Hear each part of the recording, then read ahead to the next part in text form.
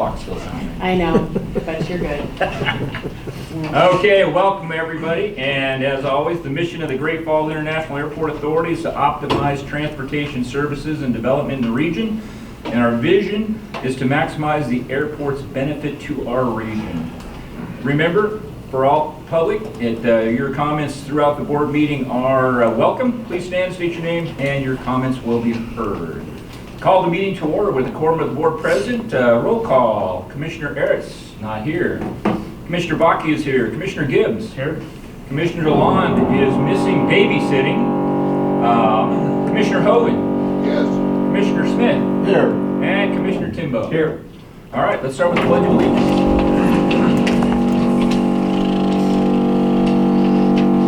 I pledge allegiance to the flag of the United States of America and to the republic for which it stands, one nation, under God, indivisible, with liberty and justice for all. Okay, we'll start off with the consent agenda. As always, it's made up of routine day-to-day items that require board action but not appear to have significant public impact. These items may be pulled from the consent agenda for separate discussion or vote by any board member. Item A, approval of board meeting minutes from August 2022. B, payroll checks totaling $109,849.99. C, maintenance and operation checks 26971 through 27066 totaling $1,592,234.27. D, approval of passenger facility charges totaling $38,440.70. And E, the financial reports for August 2022. Would anyone like to pull any items for further discussion? If not, can I have a motion to accept the consent agenda as published? And a second. All right, with a motion and a second, all in favor of accepting the consent agenda as published, say aye. Aye. Opposed? Consent agenda passes. And if it gets too loud and you need us to talk even louder, all right, with that, director's reports, sir. Continue. Yeah, thank you. Welcome, everybody. We've got a lot to talk about today, a lot of things going on. First of all, this Thursday, we'll be hosting an airport-wide job fair. We have, I think, about a half dozen, maybe even 8 or so employers that want to come over and have a hiring table. So up on the 3rd floor, we'll be inviting the public to come on up and have some interviews. We'll have some breakout rooms in case somebody wants to do some private interviews while we're there. I know our new screening company will have some folks here doing some hiring. FedEx is another. Dwight, I don't know if you're participating. Yep, and then Manning's going to come over too. So pretty diverse group. Oh, and even like fleet maintenance down in our old shop building is looking for a couple mechanics. So I think we'll have a good breadth of positions open that people can come over and potentially interview for. And it's our first time trying this. We'll see if anyone shows up. We've been advertising out on Facebook. We put it on Ask Great Falls, which is about 3,000 members. Jen Rao did some advertising for us on Facebook there. I haven't heard any public service announcements. I called Star Radio to see if they would put it out, but I don't think they've done it yet. Should be a good showing of employers, so hopefully we'll get some people to come up and fill some of these vacancies. Most of the airlines now are full. They kind of, they were really crying about it in the spring, but by the time we got through summer, now they're kind of on the back end. So we might try again in the springtime to get a few more screeners for the checkpoint, and also to see if the airlines need anybody then. But this will be our first shot at it. We'll see how it goes. We also have this week, in fact tomorrow, we have our triannual exercise. That's a full accident simulation. So we've got about 30 volunteers who can come up and play victims. We'll be testing the emergency response locally, and then also the ambulance company is going to come up. So we'll be putting in place a lot of the things we would normally put in place during an emergency to see how they work.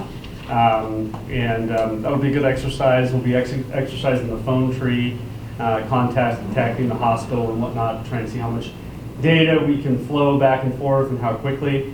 Obviously, after the immediate life safety things are done, It's all about communication and getting information. So we'll be testing that out tomorrow from, I think we start at 10 a.m. So that'll be fun. Do you interact with the 911 center at all? We do. So the 911 center, we sometimes actually set up our joint communications center over there. This time we decided to keep it here. They offered, but we want to keep it over here this time to kind of simulate the initial stages of an emergency. It takes them 45 minutes to an hour to set that up, to have everything they need. So in that time, and realistically, you know, for me to head over there immediately, there's probably more urgent things I need to be doing here. And you know, a lot depends on the nature of the emergency too. When I was involved in the earthquake in Seattle, that was 2000, the EMP blast off of that earthquake knocked out our digital radio for over a day. And the cell phone towers were completely full.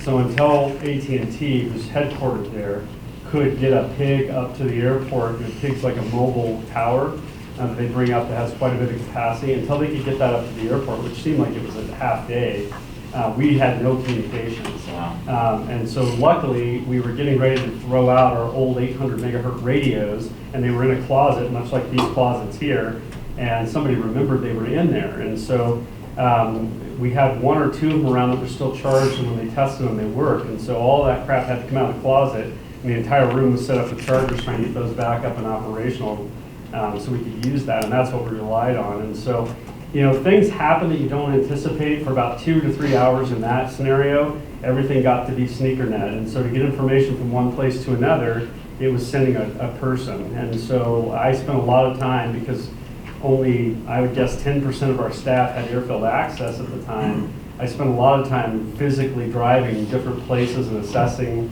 you know, reports that we had of structural damage and passengers roaming around the airfield, and, you know, all the you know, fog of war type reports you get, many of which are not even right.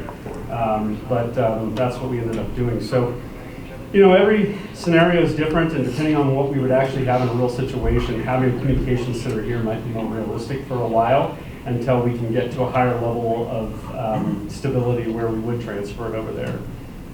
So I'll be in here most of the time. I think Jim Ryle's coming up to play press. We've got some families, actors playing family members. As you can imagine, especially for the Alaska flight, for some reason, you know, it's not uncommon for us to have a dozen or more people in the lobby watching for a plane to land. You know, so if we had an incident, we would immediately have family members who are searching for information about their loved one, and who got transported, and who's deceased, and how do we pair everybody up, who's walking good and can actually go home, you know, do they have a ride, you know, and all those things. And so we'll be testing all those things with this scenario. Is there a way you can have them pause for a half hour? Just asking. No, I don't know if we can get there, but Okay. yeah. Is the scenario, do you guys know the scenario? Do you Yeah, generate? there's a rough sketch of the scenario.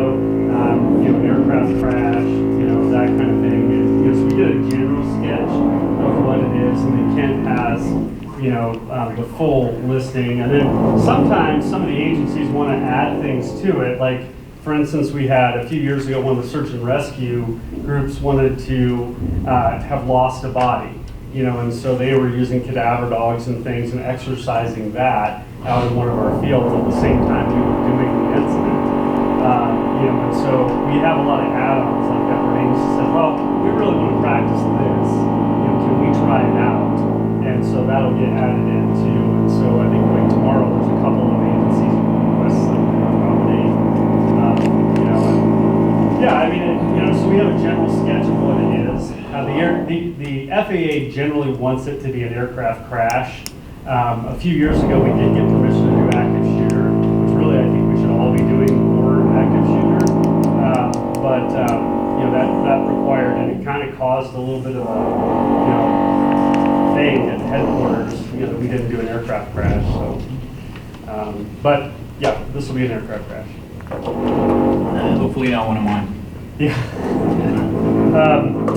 on the TSA change, I spoke to DCS last week and talked to them a little bit about hiring. They do have several employees that are already in the pipeline that are brand new, that are going through training and will be finishing up training in the next month.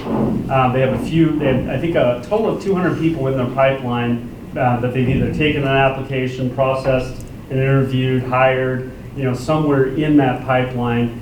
They think they'll get about 10 agents from TSA, so 10 of the existing people will convert over to DCS, but they don't anticipate much more than that. So their plan in October and November is to bring people in from their other locations. Them and their partner agency have several other airports. It sounds like the biggest is Kansas City.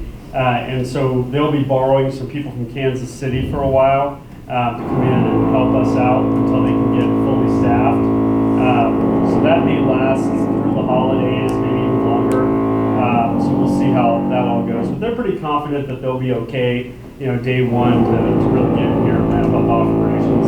We did talk quite a bit about how we hope the flow of information will go from here on out, that we'd like to have, a relationship where we can talk about, the quality of the screening and problems we're having and, an airport-wide type of, things that are happening. And so I'm anxious to see that come to fruition, because right now it really is two different worlds somewhat. We don't hear much from TSA, they don't ask much, there really isn't a lot of interaction. They don't come to our meetings regularly when we have tenant meetings. They generally don't attend, and that's really just something we have to fix. I mean, we've got to be able to get together on one page with the airlines, with screening, and talk about what's coming up, what's going on, how do we work together. So hopefully that will improve.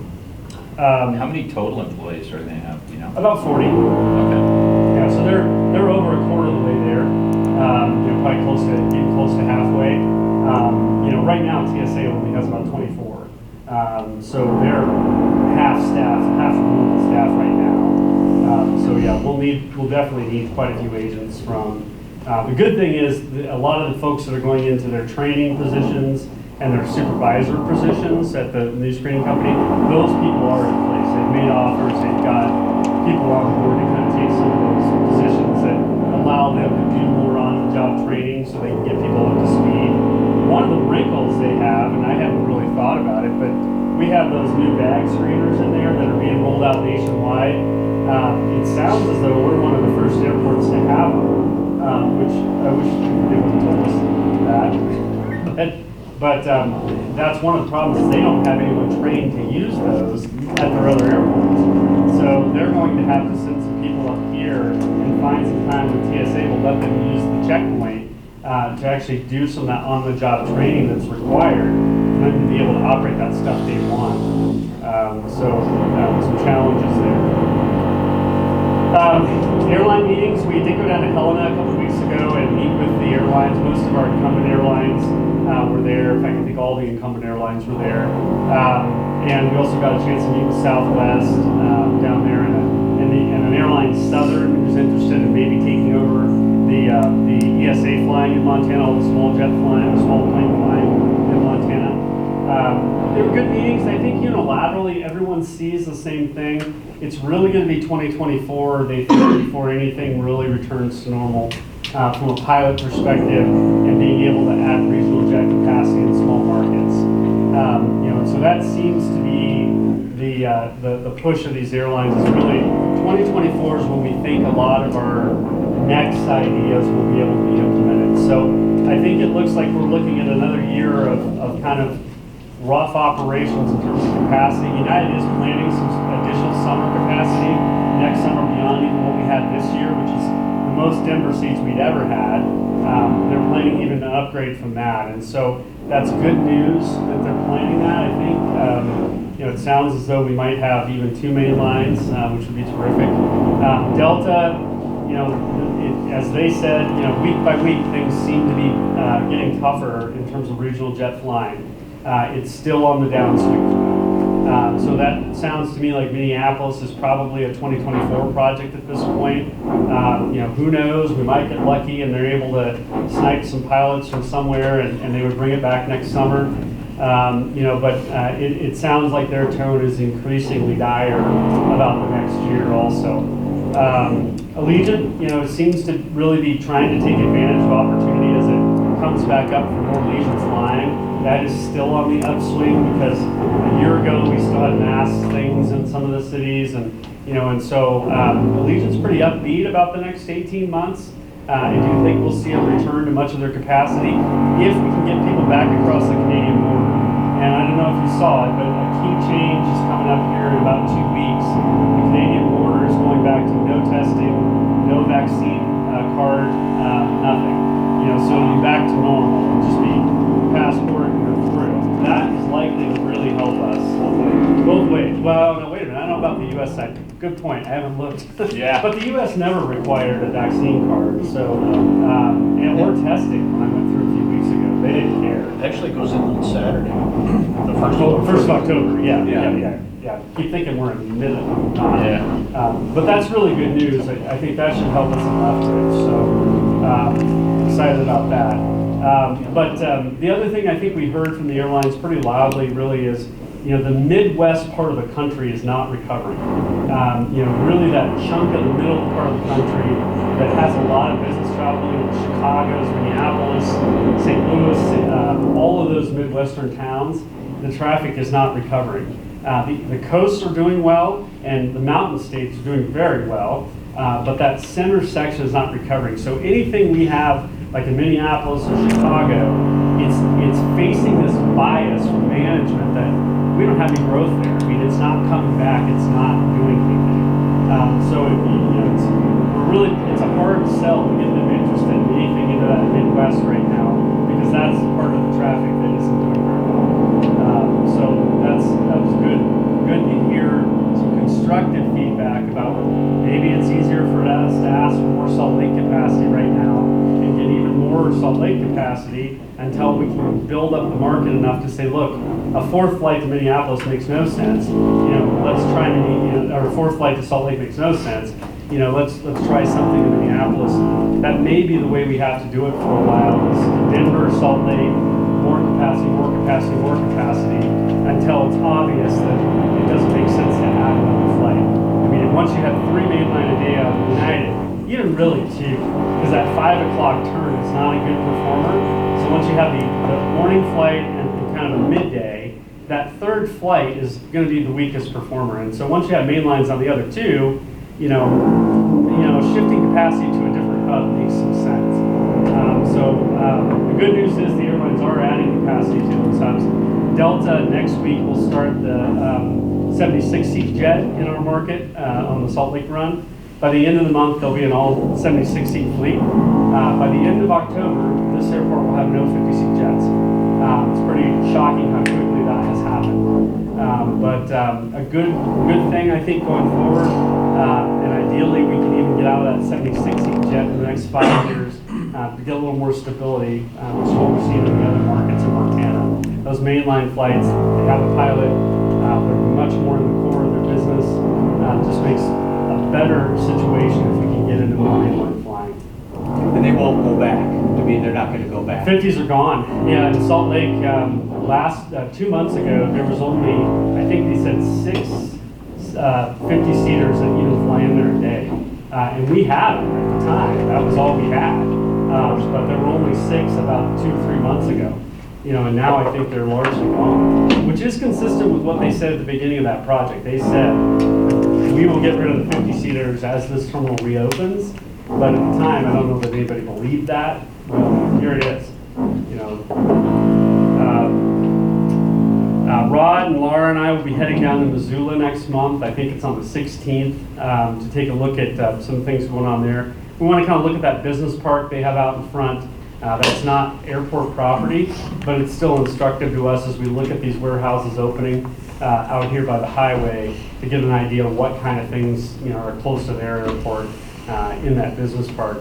We also want to take a look at the terminal remodel there, their baggage system, and how that is going to be the inline system. Plus, they put in I guess a pretty cool deck on the second floor of the concourse we want to look at. So we're going to take a look at that too. Talk to them a little bit about some of their operational things that they do down there. So it should be a good trip, really educational. I think that's on the 16th, we're heading down there, so looking forward to that. Are they talking outside deck? Yeah, they have an outside deck. Nice. Yeah, It's on the air side too. yeah. Yeah, and from what I hear, it gets used all year round, people even out there in the winter time, so. If you can smoke at it, they will. Well, No, I don't think it's, That's what Denver is. but they've got to cover Right. a lot of it. Kind of covered, and yeah. Yeah, so I'm anxious to take a look at that and kind of see, I mean, we're looking at something like that as a way to expand capacity down towards the United Gate. That we might widen that concourse some, add some outside area, add a bathroom kind of in the corner there, and try and expand the seating area in there. Then lastly, I did have an exchange with the city about getting on their agenda for the development agreement for the warehouses. Haven't gotten a date yet. They're supposedly working on that. Hopefully we'll get on their agenda sometime next month. I met with them, Stacy and I met down there, it seems like it was about 3 weeks ago, maybe longer ago, to talk about the development agreement process and bonding. It sounds like we kind of will start the bonding discussions around April, maybe even February, somewhere in there, in order to get those bonds sold for our project over there. The development agreement, we need to go ahead and get amended now. We have more or less the final totals for that project. We said when we negotiated that agreement back, they were 2020 estimates. I think it was around $780,000. The actual cost are going to be closer to 1.2 million. And so we need to increase the amount we're asking for. There should be enough bonding capacity based on our analysis to cover that entire 1.2.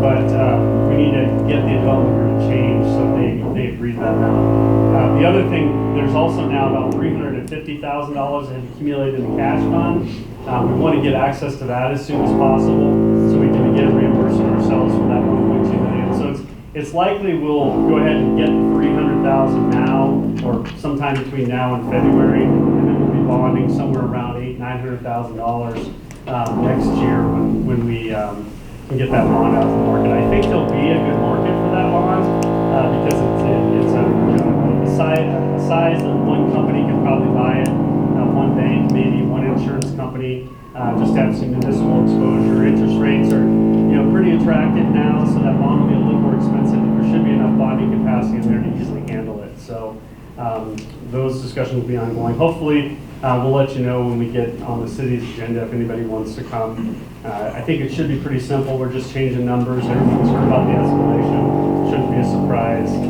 Hopefully that'll be a quick in and out. Hopefully. You never know what'll happen.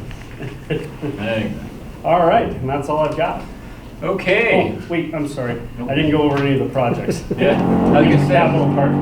So on the projects, today Rod and I were out watching the first major row of paving going in on the ramp. They're pouring the first row of concrete. They've got about 3 more weeks of concrete roughly to complete that project. So the first couple of rows, they have to make some modifications to the equipment in order to accommodate those rows. Once they get the first 3 rows in, it's pretty much factory pour head. It'll just be a straight pour off that machine. So hopefully in the next week they'll reach max production and really start going. You probably saw out in front of the building, there's some sidewalk going back in. The pipe's already down past the first door. They plan to have this poured by Thursday, and we'll be opening it on Monday. So we'll have the first door reopened Monday, and then we'll move on to the second phase and begin reconstructing down through there. The project so far seems to be going pretty well. They have hit some pretty hard rock, which has been slowing the production a little bit. Right underneath that sidewalk, they're hitting that harder shell. So hopefully the next stage won't have quite as much. Down at the warehouses, if you've been over that way, they've pretty much got the grading complete and they're hauling gravel in place right now. They should be paving sometime in the next 2 weeks, get that road in, and then the project will be largely done, what we're going to do right now. And then they'll be ready for Dick Anderson next spring. So that project's going along nicely. I noticed you're taking a lot of the road out of the Ashley Furniture storage park. Is it eventually going to take over all of that? Ashley's actually going to move back. So we'll have two throats that are connected by one road. So that we'll have two ways in. And so Ashley's just going to kind of migrate back into that lot more. That should happen probably in the next 2 weeks or so. Yeah, we've been taking the old millings and flopping them over to the other side. They've got some electrical outlets there for their trucks that they put in last year, so we'll be going up to that. It'll be about the same size space they had originally. Just displace it a little bit back towards the tire pit. And then over at the GA taxi lanes, most of the grading's in place now. They're putting in some culvert, getting all the stormwater improvements in. And then after that, they'll start some gravel hauling and pavement there. I think they're about 30 days out. Is that kind of the Yeah, it's schedule? about a 30-day project, Yep, so. so here in the next couple of weeks, we'll have brand new taxi lane down in the GA area, which is pretty amazing. Everything will be in place. How much land does the airport own on the other side of the road over there? 350 acres roughly, isn't it?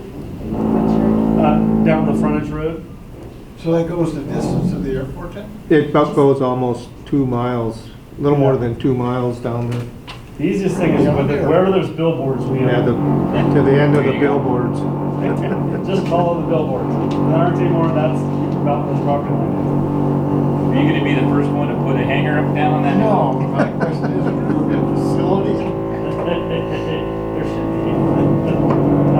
And then on the terminal project here, below us, they've pretty much blasted out the entirety of the area there.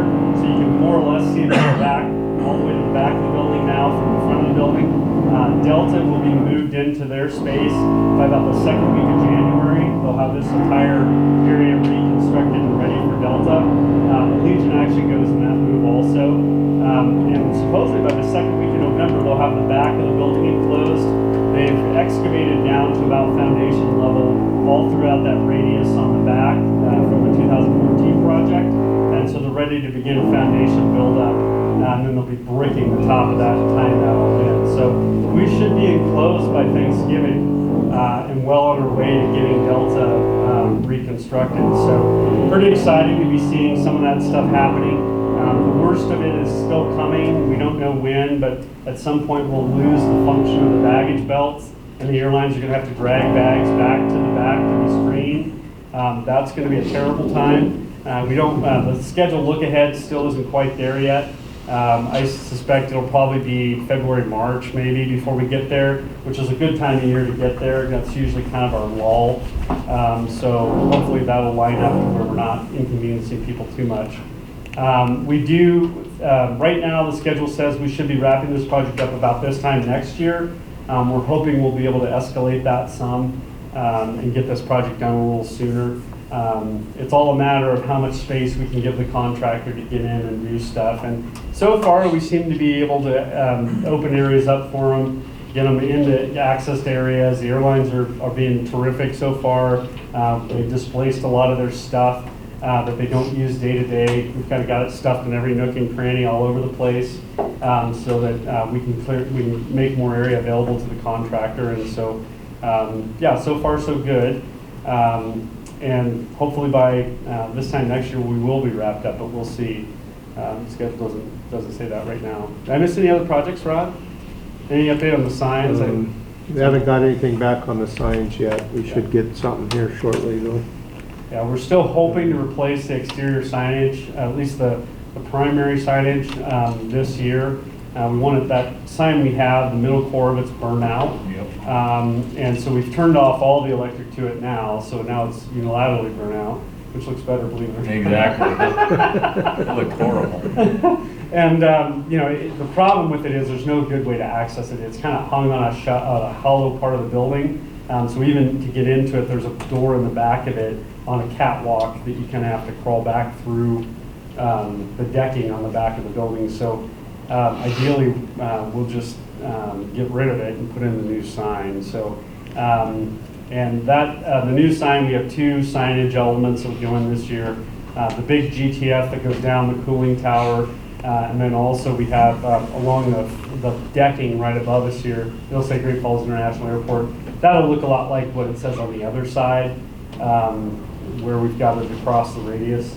Hopefully we'll get both those done yet this year, and then we've got some internal signage that's also in that package too that we would hopefully be able to do over the winter. That's replacing those big blue signs that are out there in the lobby, the one above the escalator, and the one that kind of T-bones into it.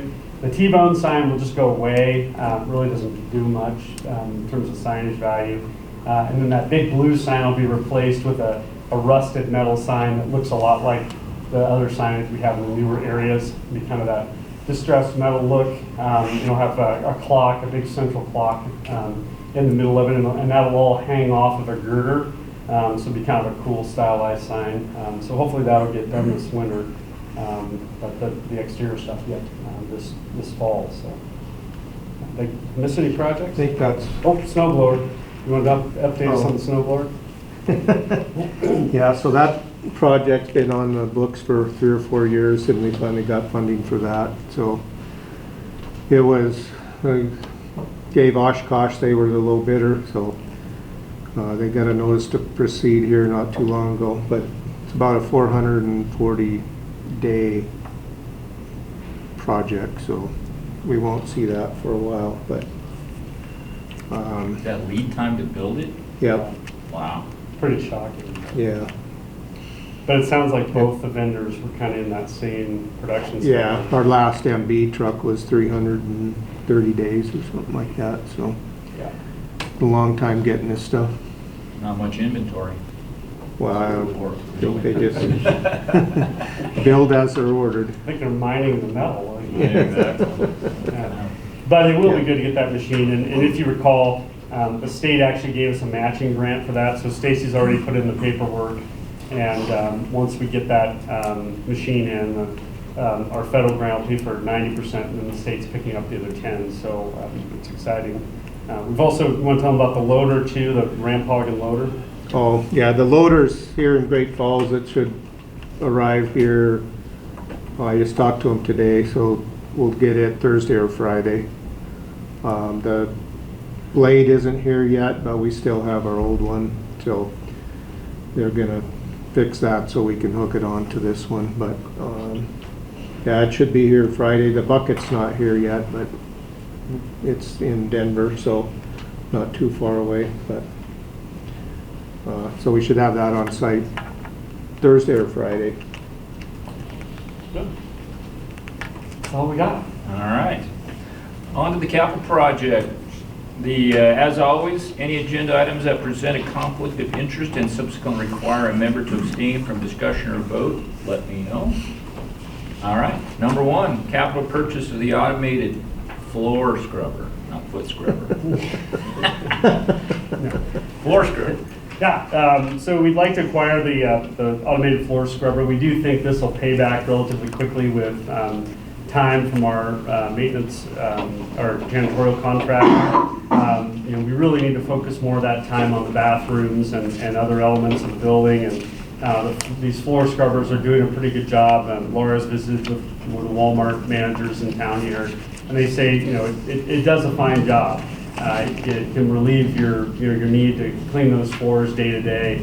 Obviously, with the amount of hard surface floor we have, that does take one janitor quite a bit of their time to dust mop and scrub, and we only scrub, what do you think, once a month maybe we get to the actual scrubbing of the floor with the push scrubber we have now. So this should really allow us to do more scrubbing, particularly in the winter time when we have a lot of wet foot traffic into the building. I think that's going to really improve the amount of quality of the clean floor stays. And so we think it's a worthwhile purchase. It's about $80,000 to get the floor scrubber, along with upgraded batteries to go to lithium. And we'd like to acquire that. We have one that we can get relatively quickly through a vendor here in Montana, and so if you authorize it today, we would hope to get this in place in the next month or so, I think. Yeah, we can have it by November. By November, and start using it. And that's one scrubber, right? Yeah, it's just one scrubber. They're pretty expensive machines. The good thing about this one is not only is it automated, but you can also drive it. So if we have a special need of some kind, that we need to go and clean something a little better, or we have an area that it doesn't like to get often, we can supplement with the actual driving machine. But I was watching one of these a couple nights ago in Walmart, while people are shopping, and I mean, they do a pretty doggone good job of getting where they need to get and staying out of everybody's way.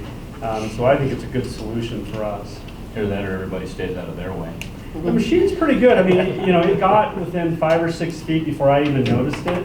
And then it let off, one little beep, and I turned around and I'm like, oh, there's a machine there, and it stayed put until I left, and then it went about its business, and so.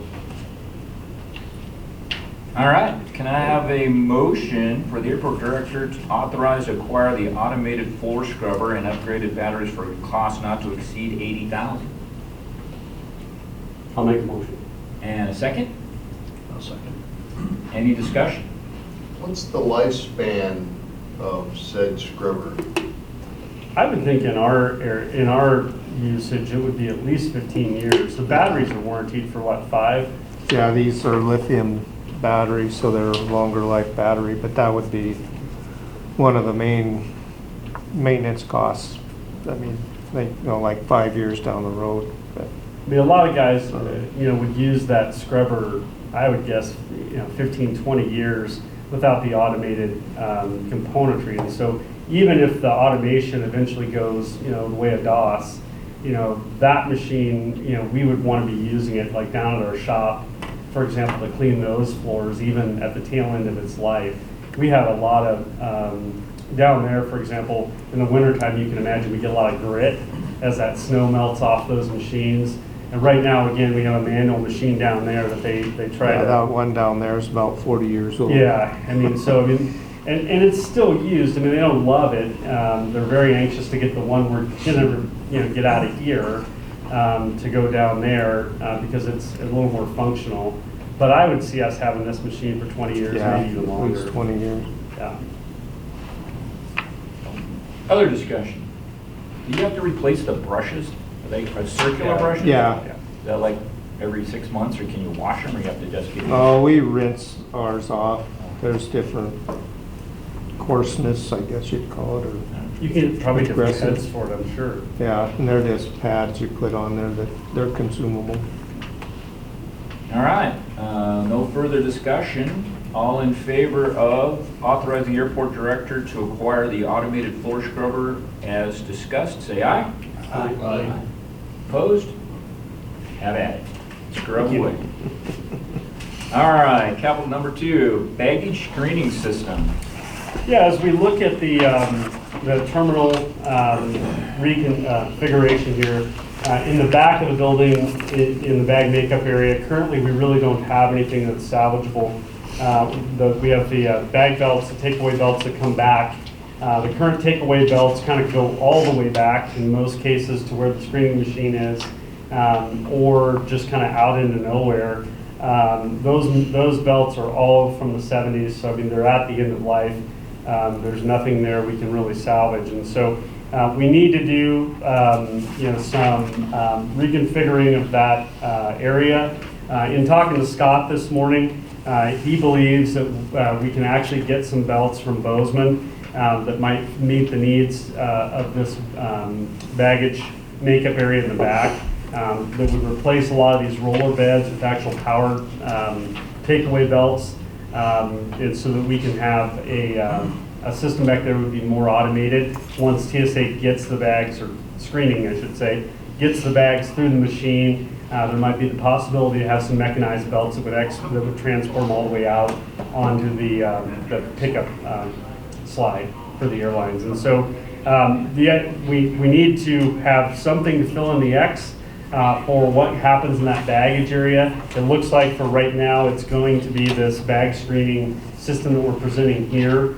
We may be able to take some of those green belts out and replace those with automated belts from a renovation down in Bozeman.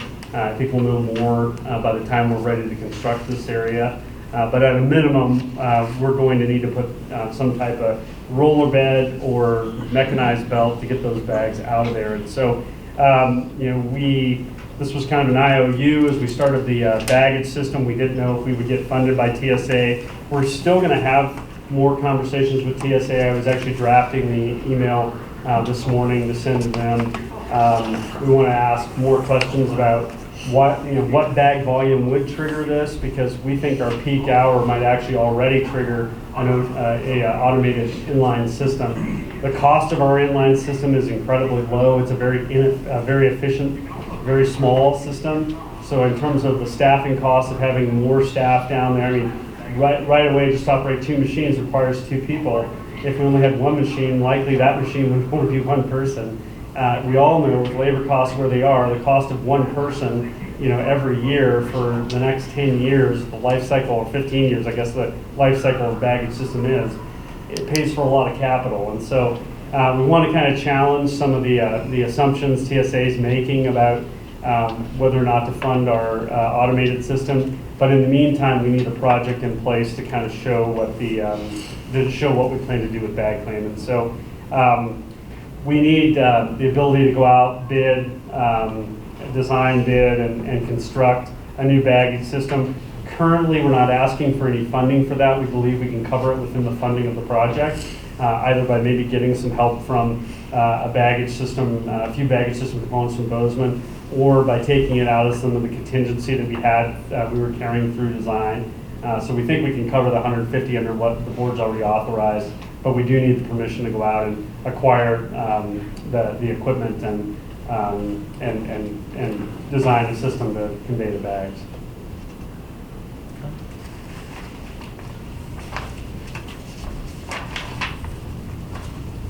All right, so can I have a motion for the airport director to go forward with bidding, acquisition, and construction of the new baggage screening system with no additional cost but functionality?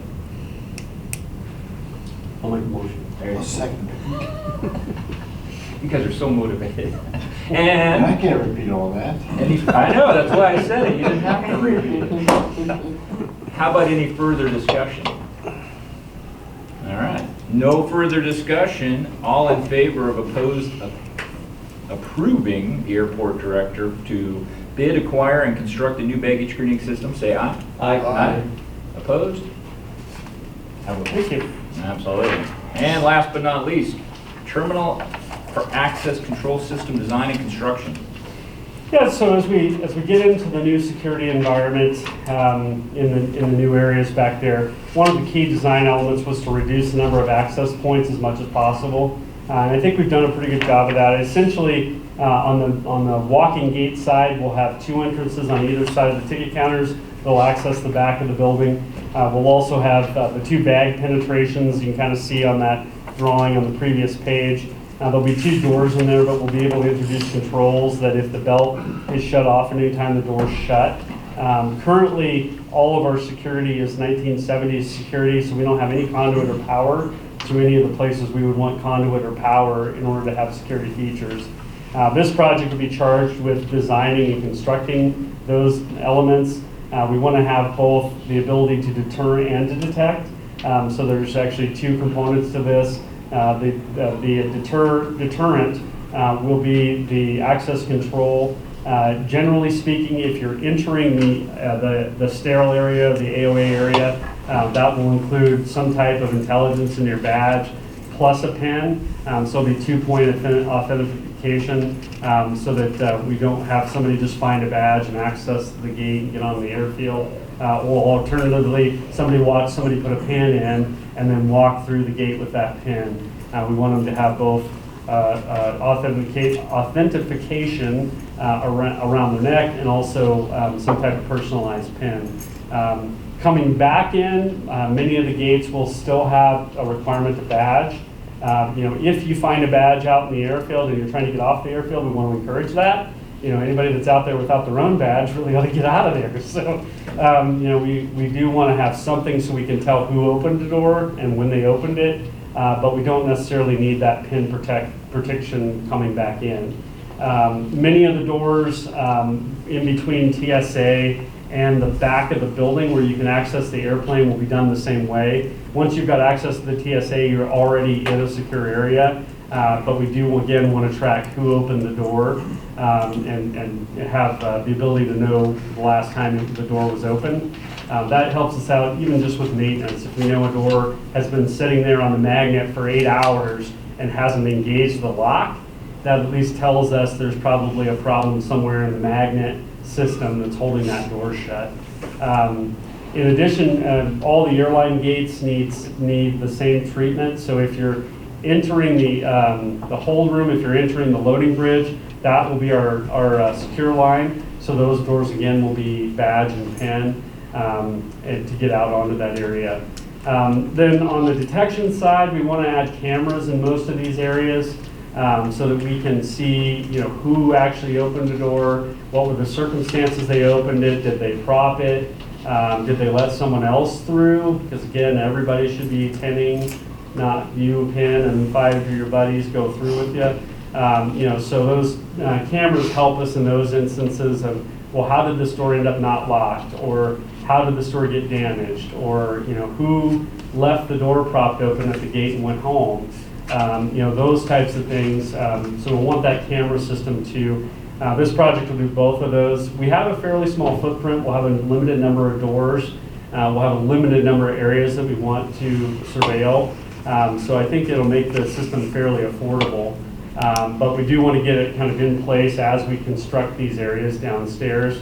That's the opportune time for us to be putting in the system so that we can get it right on top of the terminal construction and put it in while we're doing that. And so we'd like to proceed with the project. We anticipate the budget's about $350,000. We plan to use our 2023 infrastructure bill, bipartisan infrastructure bill money. FAA continues to tell us that that'll be available in November, even though the government might be shut down next week. Supposedly it'll be available by November, so we can write a grant off of that very early in the season and start this project right away as we get into the new fiscal year. Do we have, does the airport, and do you guys have any visibility over the FBOs on the ends of the fields and their door and their gates or any of that? No, and that's not uncommon. I've never been in an airport, even SeaTac, where they had anything that was in the FBO areas. Typically, they're allowed to do security by visual observation, so that's all under their blanket of security.